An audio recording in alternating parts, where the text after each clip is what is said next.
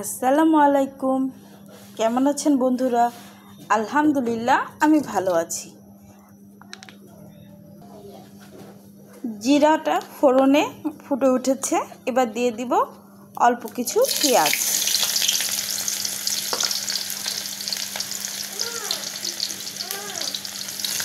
অল্প কিছু পেঁয়াজ দিয়ে আমি হালকা করে একটু ভেজে নেব।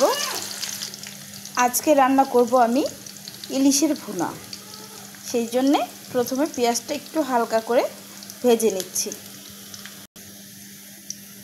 পেঁয়াজটা আমি ঠিক এরকম করে ভেজে নিয়েছি। এখন দিয়ে দিব এতে বাটা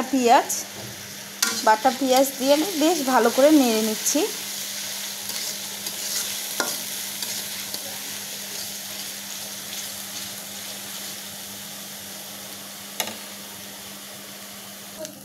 পেঁয়াজটা বেশ সুন্দর ভাজা হয়ে গিয়েছে। দিয়ে দিব এখন আমি পরিমাণ মতো লবণ, দিয়ে দিব বেশ খানিকটা জিরা বাটা,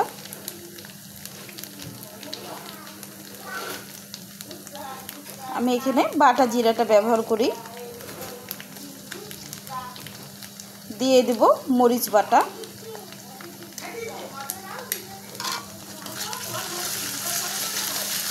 বাটা মরিচ ব্যবহার করছি। ইলিশ মাছের ভুনাতে বাটা মরিচটাই বেশি ভালো লাগে খেতে। দিয়ে দিচ্ছি হলুদের গুঁড়া। হলুদটাও বেটে নিতে পারলে ভালো হতো, তবে হলুদটা বেটে নেওয়া হলো না। মশলাটা তেলেই কষিয়ে নিচ্ছি। ভুনা সেহেতু ভুনার মশলা সবসময় তেলে কষাতে হয়, তাই আর কি আমি তেলেই কষানোর চেষ্টা করছি মশলাটা। সব কিছু মিলে চমৎকার একটা কালার এসেছে। দিয়ে দিব একটু পানি।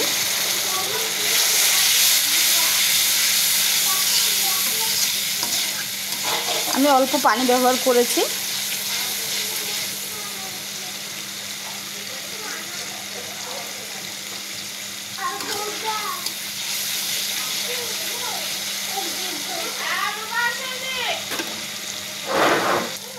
সম্পূর্ণ মশলা এখন আমার কষানো শেষ।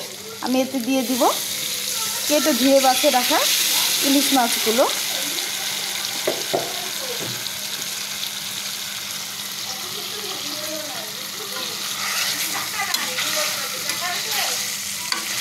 ইলিশ মাছগুলো দিয়ে আমি সাথে একটু নাড়াচাড়া করব, কষিয়ে নেব মশলাটার সাথে। আমি ইলিশের ভুনাতে বেশি মশলা ব্যবহার করব না, শুধু একটু জিরা বাটা দিয়েছি। দিয়ে দিলাম অল্প কিছু কাঁচামরিচ।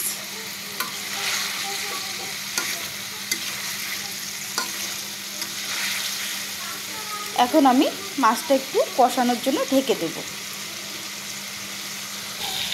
মাছটা আমার খুব সুন্দর করে কষানো হয়ে গিয়েছে। এখন দিয়ে দেব অল্প করে পানি, খুব বেশি পানি ব্যবহার করব না।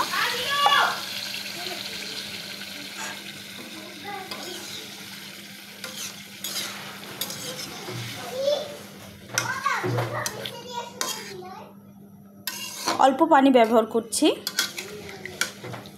যেহেতু আমি মাছটা ভুনা করব।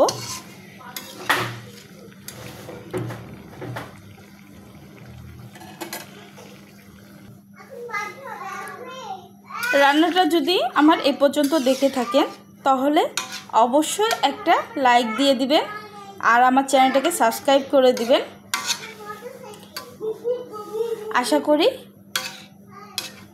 আপনাদের রান্নাটা ভালো লেগেছে। অবশ্যই আমাকে কমেন্টে একটা কথা জানাবেন যে আপনাদের কেমন লাগলো। এখন আমি চুলার আঁচটা একদম বাড়িয়ে দিয়েছি মাছটা জাল হওয়ার জন্যে। মাছটা সেদ্ধ হওয়া পর্যন্ত অপেক্ষা করছি। এখন আমি ঢাকনাটা খুলে দেখব আমার মাছটা কেমন হয়েছে। বাহ, বেশ সুন্দর একটা ঘ্রাণ ছড়াচ্ছে। আর বাটা মশলার মাছের ভুনা অত্যন্ত সুস্বাদু হবে মনে হচ্ছে। যদি আপনাদের রেসিপিটা ভালো লেগে থাকে অবশ্যই একটা শেয়ার দিবেন। আল্লাহ হাফেজ, ভালো থাকবেন সবাই, সুস্থ থাকবেন, আর লাইক দিতে ভুলবেন না কিন্তু।